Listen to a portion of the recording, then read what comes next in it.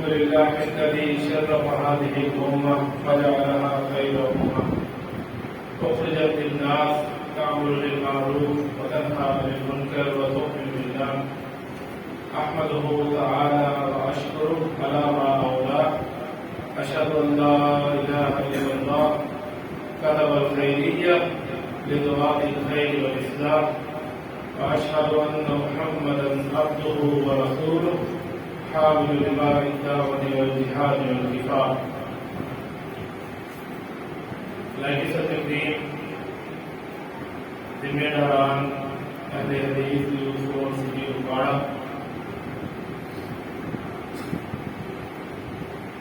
ذمہ داران اہل حدیث یوسف ڈسٹرکٹ اکاڑا، حدیث ساتھیوں دوستوں، آج میں آپ کے ساتھ خطاب کرنے کے لیے یہاں پہ حاضر نہیں ہوا، بلکہ آپ کے ساتھ دوستانہ ماحول میں اپنے اسباب کے چند تذکرے کرنے کے لیے حاضر ہوا ہوں۔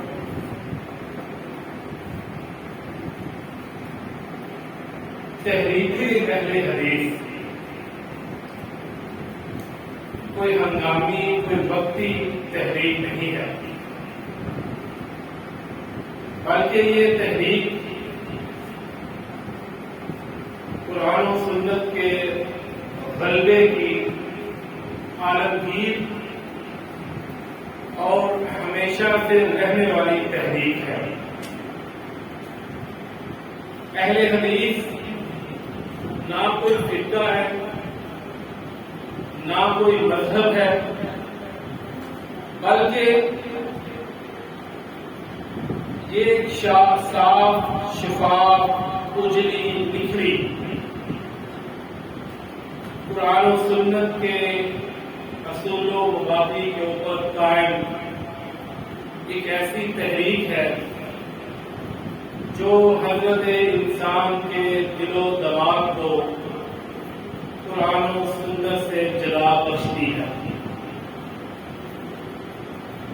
اتنی پیاری تحریک کے جو نام لیوا ہیں، جو ماننے والے ہیں، اس سے جو وابستہ ہے، جو اس کے ساتھ وابستہ ہے، ان کا کردار، ان کے افکار، ان کی املاک اس تحریک کی شفافیت کی طرح شفاف، پاک، صاف اور مطہر ہونی چاہیے۔ اہل حدیث یوتھ فورس ان نوجوانوں کے اوپر مشتمل ایک تنظیم ہے جنہوں نے قرون اولیٰ سے لے کر آج تک قرآن و حدیث کے علم کو اٹھائے رکھا ہے۔ یہ دار ارقم کا تسلسل ہے۔ اس لیے میں یہ چاہوں گا کہ ہم میں سے مایوسی کو ختم ہو جانا چاہیے، ہم میں سے کام نہ کرنے کی عادات کو ختم کر دینا چاہیے۔ اس کے لیے آپ کو پڑھنا چاہیے، آپ کو علم کے ساتھ وابستہ ہونا چاہیے۔ مولانا محمد حنیف ندوی رحمہ اللہ کی یہ کتاب اہل حدیث کا دینی تصور اور ان کے خلاف ہمہ گیر برہمی کے اسباب، یہ میرے عزیزوں آپ سب کو سبکل پڑھنی چاہیے۔ ابھی میرے دوست، میرے بھائی، میرے عزیز حافظ سہیل شاکر صاحب بات کر رہے تھے کہ کچھ دوست اجلاسوں میں نہیں آتے، ہم بلاتے ہیں پھر بھی نہیں آتے. تو یہ میری بات یاد رکھیے، اہل حدیث یوتھ فورس نیکی کا دروازہ ہے. نیکی آپ کے دروازے پہ کھڑی ہے، یا آپ کی مرضی ہے کہ آپ اس دروازے کو کھول کر اس جماعت، اس تنظیم کے ساتھ وابستہ ہو جائیں، اور یہاں پہ اس دروازے سے مڑ کر اس کی طرف اپنی پیٹھ کر کے آپ اس نیکی سے محروم ہو جائیں. ہمارے اسلام میں اس دین کے لیے، اس جماعت کے لیے، اس مسجد کے لیے، اس تنظیم کے لیے بہت سی قربانیاں پیش کی ہیں.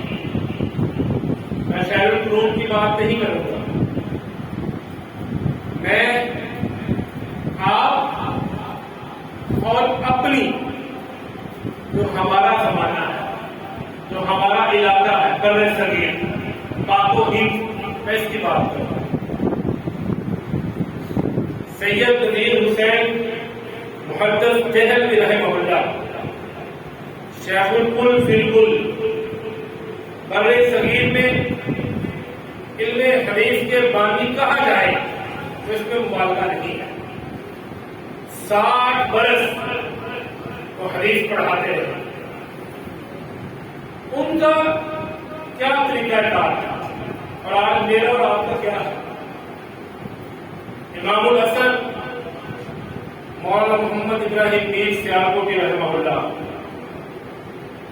مولانا یوسف قلوی رحمہ اللہ، یہ پڑھنے کے لیے دلی چلے گئے.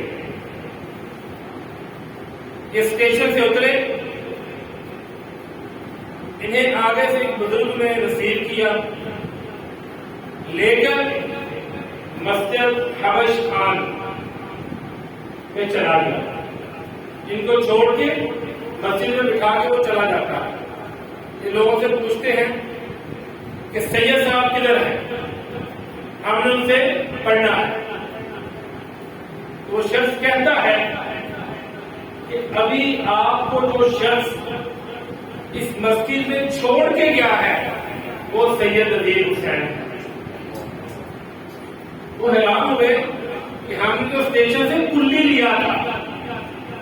تو اس نے بتایا کہ سید صاحب کا یہی معمول ہے، جو لوگ پڑھنے کے لیے دلی آتے ہیں سید صاحب انہیں اسٹیشن خود لینے جاتے ہیں. اور آج یہ چیزیں ہمارے گھر میں ہمارے پاس آتی ہیں، ہم انہیں لینا نہیں چاہتے. دوسری مثال مولانا محمد اسماعیل سلفی رحمہ اللہ، مرکزی جمعیت اہل حدیث کے نام آدھا، اپنے دور اپنے عہد کے نامور عالم دین، زہد و تقوی کے پہاڑ، ان کے بارے میں مولانا محمد حنیف ندوی رحمہ اللہ ہفت روزہ الاعتصام میں لکھتے ہیں کہ میں اسٹیشن پہ رکا. یہ آپ کا بھی اسٹیشن ہے، ایک پلیٹ فارم سے دوسرے پلیٹ فارم کے لیے اوور ہیڈ برج بنا ہوا ہے. کہتے ہیں میں نے پلیٹ فارم چینج کرنا تھا، میں اوور ہیڈ برج کے اوپر چڑھا تو مجھے یوں محسوس ہوا کہ اوور ہیڈ برج کے اوپر مرکزی جمعیت اہل حدیث مغربی پاکستان کے ناظم اللہ مولانا محمد اسماعیل سلفی رحمہ اللہ سولے ہوئے ہیں. کہا میں نے ان کو ہلایا، حضرت جاگے. ان سے پوچھا آپ ادھر؟ تو فرمانے لگے میں علاقے میں تنظیم سازی کرنے گیا تھا، واپسی پر تھک گیا تھا، ٹرین کے آنے میں بھی تاخیر ہے، تو میں نے سوچا اس پل کے اوپر تھوڑی دیر کے لیے لیٹ کے آرام کرنا. اجتماع کی بنیاد اس طرح رکھی گئی ہے. میں اکثر کہتا ہوں ممکن ہے میری بات غلط ہو کہ جس طرح مسجد قباء کے بارے میں اللہ رب العزت کا فرمان ہے مسجد اسست علی التقوی، یہ جماعت بھی اسست علی التقوی ہے، اور الحمدللہ مجھے اس کے اوپر شرح صدر ہے۔ تیسری بات، حافظ عبد المنان وزیر آبادی رحمہ اللہ، جنہیں استاد پنجاب کہا جاتا ہے،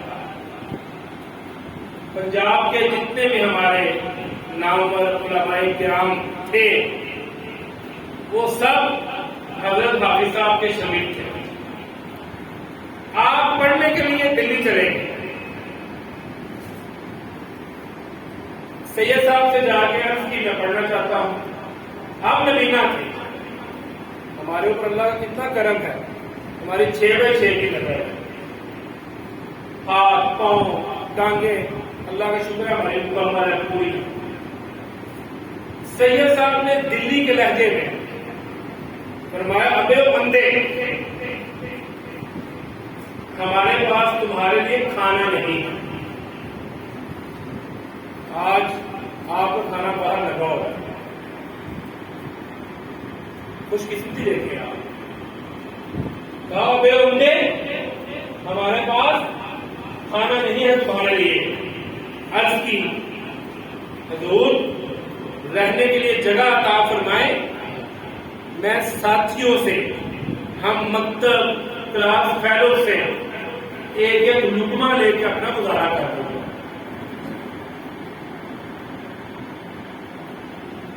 اب آپ مجھے بتائیں، اگر اب بھی ہم کام نہ کریں، ہم اجلاسوں میں میٹنگ میں نہ آئیں، تو یہ ہماری خوش قسمتی ہے یا بد قسمتی ہے؟ آپ بتائیں۔ چوتھی بات، امام الحدیث مولانا ابو الکلام آزاد رحمہ اللہ،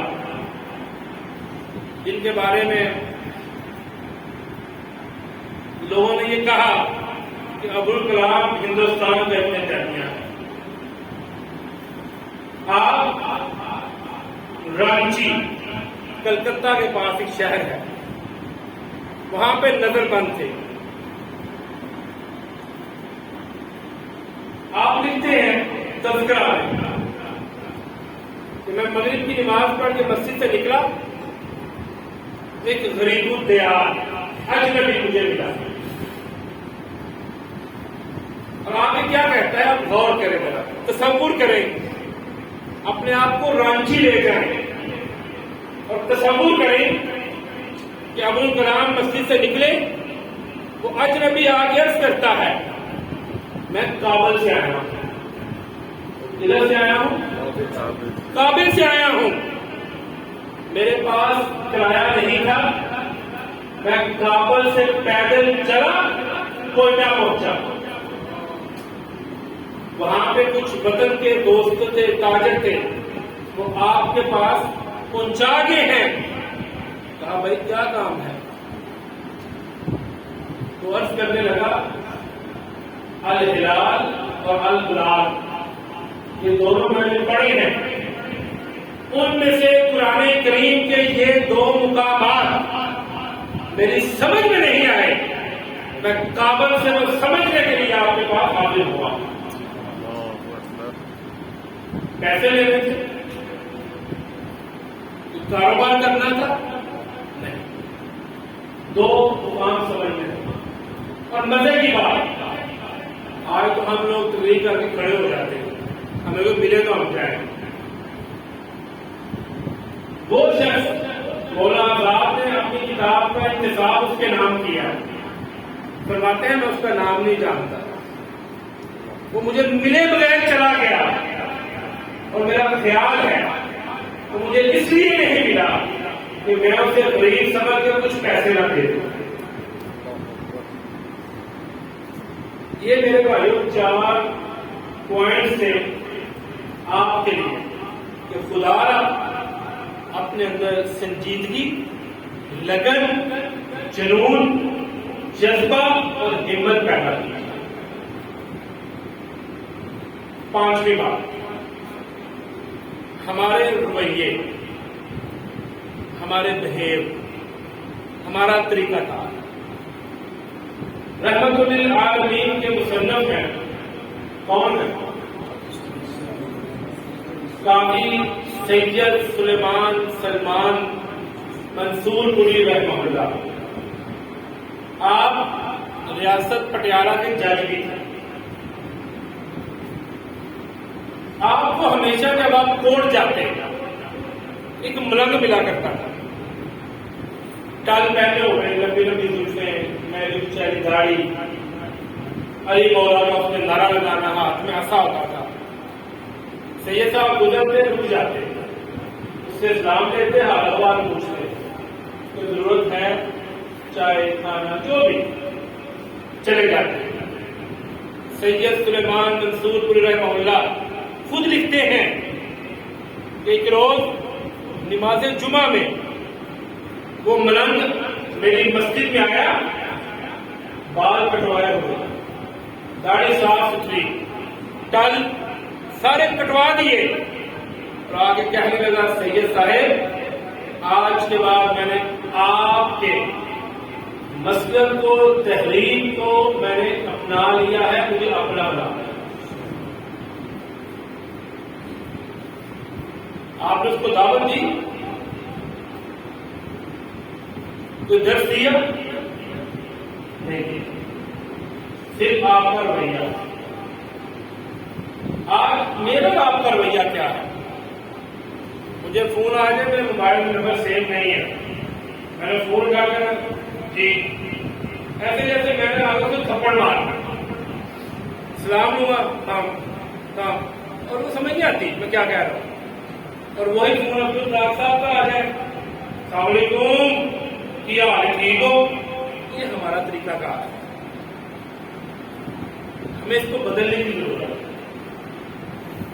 غیر کے لیے، اپنے کے لیے، دوست کے لیے، ملانے کے لیے، اجنبی کے لیے، جاننے والے کے لیے، سب کے لیے ہمارا میرٹ ایک ہونا چاہیے، تاکہ لوگ ہمیں اپنا محسوس کریں، لوگ یہ سمجھیں کہ یار اہل حدیث یوتھ فورس کا کارکن اس دنیا میں سب سے زیادہ میرے ساتھ خیر خواہی کرنے والا ہے. تو آپ کے اوپر جان نچھاور کرنے میں آ جائے. جب آپ یہ کام کریں گے تو پھر میرے عزیزوں، میرے دوستوں، میرے بھائیوں، ہمیں یہ شکوے نہیں کرنے پڑیں گے کہ فلاں آتا نہیں، ہم بلاتے ہیں، نہ آئے، آپ لگے رہیں، کوئی بات نہیں. ایک مہینہ نہیں آئے گا، 2 مہینے، سال، 2 سال، 3 سال، کبھی تو آئے گا کہ نہیں. آپ اپنا کام کریں، دعوت دینا، ابلاغ کرنا واجب ہے، منوانا یہ ہماری ذمہ داری نہیں. آپ کی بات عرض کر کے اپنی بات کو مکمل کروں گا. گرمی بہت ہے، آپ بھی تنگ ہو، میں اگر تنگ نہیں.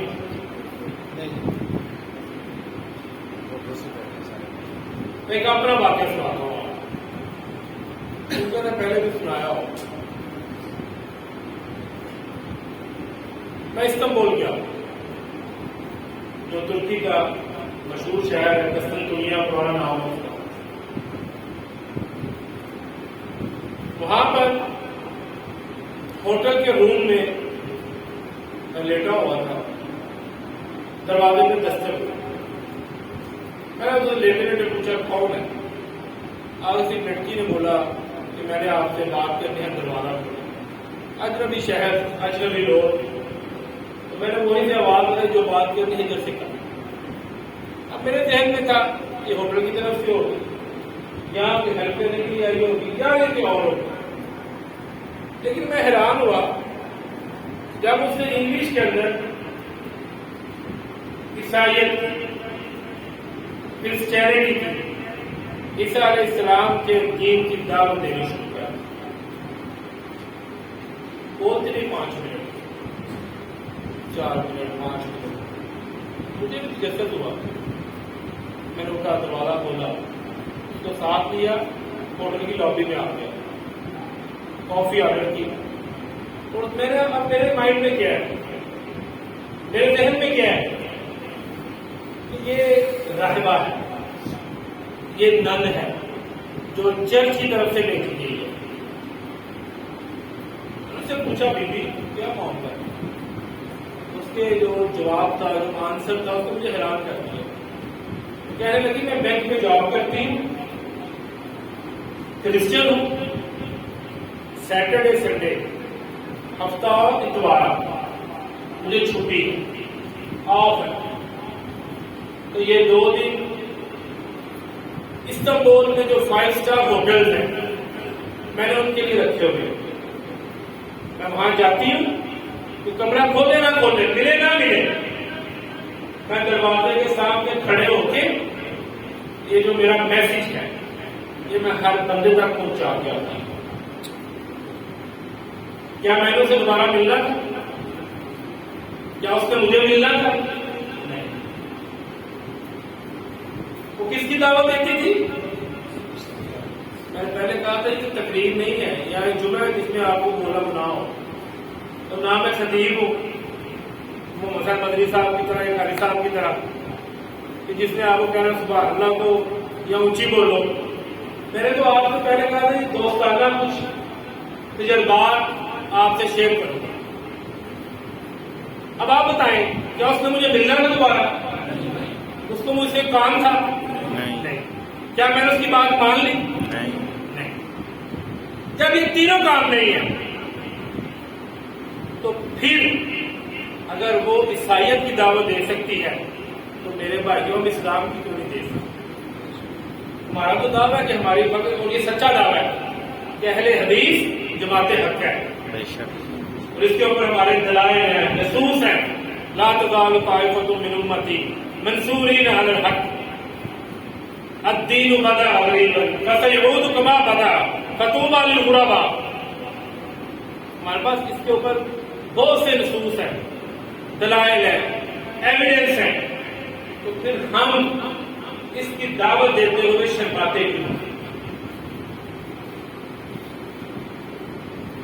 اگر وہ لڑکی عیسائیت کی تعلیم دے سکتی ہے تو میں اور آپ قرآن و سنت کی دعوت دیتے ہوئے شرمائیں؟